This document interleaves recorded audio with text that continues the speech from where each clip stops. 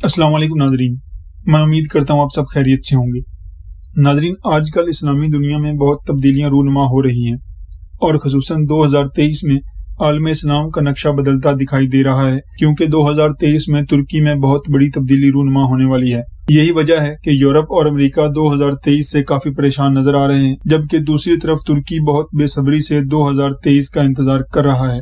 तुर्की के सदर जनाब तैयब उर्दगान भी ये कई बार कह चुके हैं कि 2023 के बाद तुर्की पहले जैसा नहीं रहेगा।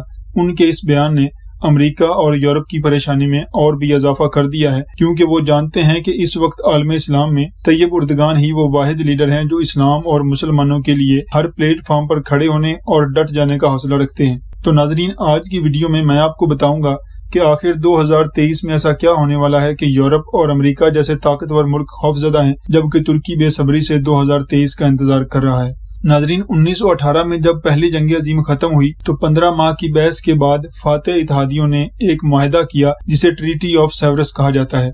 ये मुआहदा 10 अगस्त 1920 को फ्रांस के शहर सेवरस में किया गया, जिसके नतीजे में सल्तनत उस्मानिया को कई हिस्सों में बांट दिया गया। लेकिन तुर्की की कौमी तहरीक ने इस मुआहदे की शराइत को मुस्तरद करते हुए इस मुआहदे को मानने से इनकार कर दिया, जिसके नतीजे में एक नया मुआहदा ट्रीटी ऑफ लोजान वाक़या हुआ। ये एक अमन मुआहदा था जो कि 1922 और 23 की लोजान कॉन्फ्रेंस में 24 जुलाई 1923 को स्विट्जरलैंड में हुआ। इस मुआहदे के तहत कई तुर्क इलाके भी तुर्की से जुदा कर दिए गए, तुर्की के बहुत सारे बुनियादी हकूक खत्म कर दिए गए, खिलाफत खत्म करके खलीफा को जलावतन कर दिया गया और खलीफा की जायदादों पर भी कब्जा कर दिया गया। तुर्की पर यह भी पाबंदी लगा दी गई कि ना तो वो अपने मुल्क और ना ही किसी दूसरे मुल्क में ड्रिलिंग करके पेट्रोल निकाल सकता है, बल्कि अपनी जरूरत का सारा पेट्रोल दरामद करने का पाबंद होगा। मजीद ये कि बास्फोरस आलमी समंदर शुमार होगा और तुर्की यहाँ से गुजरने वाले बहरी जहाजों से किसी किस्म का टैक्स वसूल नहीं कर सकेगा।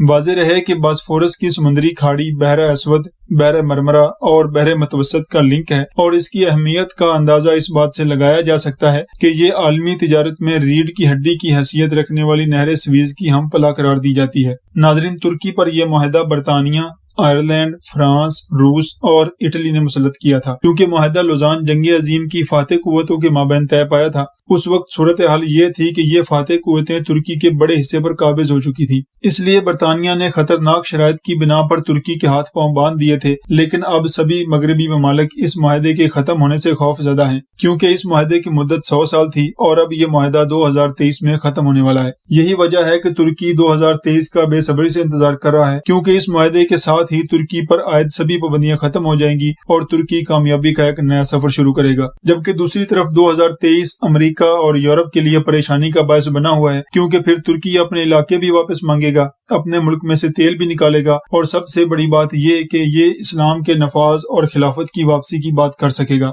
चूंकि तुर्की के मौजूदा सदर तैयब उर्दगान एक सच्चे मुसलमान हैं और नफाज इस्लाम के लिए दिन रात कोशा हैं, यही वजह है कि यहूदी और इस्लाम मुखालिफ ताकतें सख्त परेशान हैं। ये मुआहदा आलम इस्लाम में इस कदर अहमियत रखता है कि इसके खत्म होते ही मुस्लिम उम्मा न सिर्फ मुत्तहिद होने का हक बहाल रखती है, बल्कि खिलाफत भी कायम की जा सकती है। तुर्की हमेशा किसी भी मुस्लिम मुल्क की हिमायत में पहल करता है। इस बात से पता चलता है कि तुर्की मुस्लिम उम्मा के लिए अपना किरदार अदा करने के लिए मुकम्मल तौर पर तैयार है।